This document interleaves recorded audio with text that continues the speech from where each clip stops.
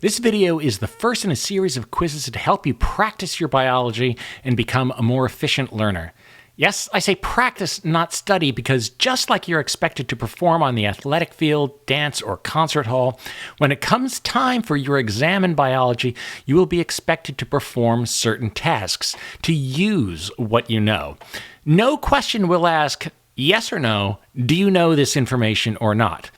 While some questions will require you to simply remember information, others will require you to understand, analyze, evaluate, and even create. In these quizzes, you will be able to test yourself, learn specific information about biology, but also learn strategies and tactics to study and learn more efficiently.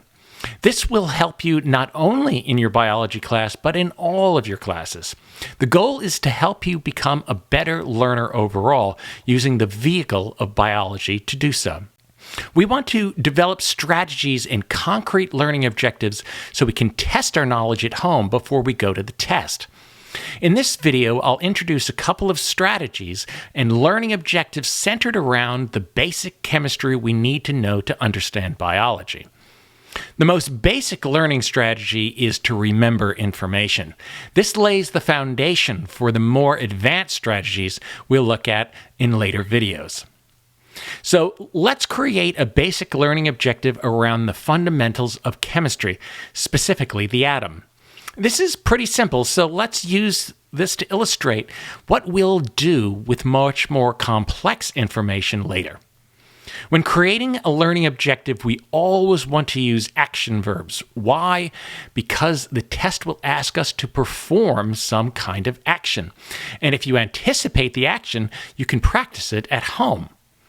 In basic chemistry, knowing the properties, the charges, the masses, and locations of the electron, proton, and neutron is absolutely essential.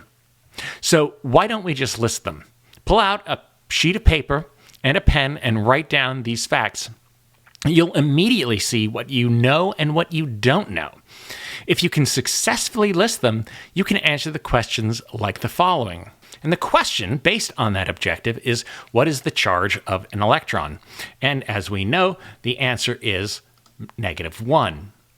Now, your practice test might only have this question for the objective, but you can rework the question into many others to test your knowledge. Rather than ask about the charge of the electron, you could ask yourself, what is the charge of a neutron?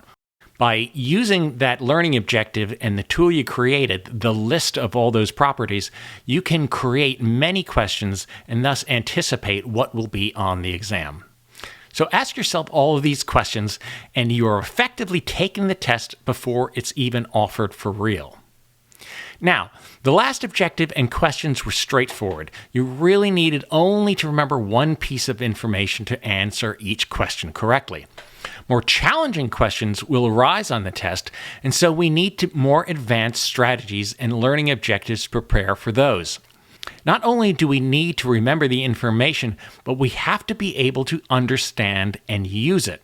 So our strategy is to understand the meaning of critical terms and concepts.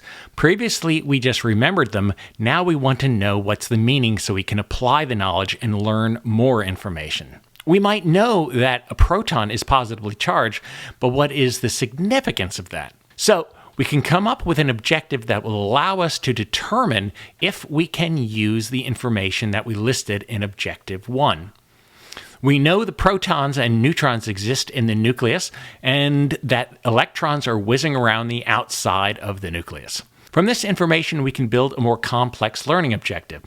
You should be able to describe the nature of the nucleus and the electron cloud. You might not be taught this information directly in class, but don't panic. Don't think, hey, no one ever told me this. By creating even slightly more advanced learning objectives beyond simply listing and reciting facts stated in class, you can expand your understanding greatly. So we know that the proton is positively charged and it's located in the nucleus. Neutrons are in the nucleus, but they are neutral. They do not cancel a positive charge. The negatively charged electrons are not present in the nucleus, so they can't neutralize the nucleus. So the nucleus must carry a positive charge. Stay tuned for more of these quizzes in which we learn much, much more than the simple facts that are listed in the question.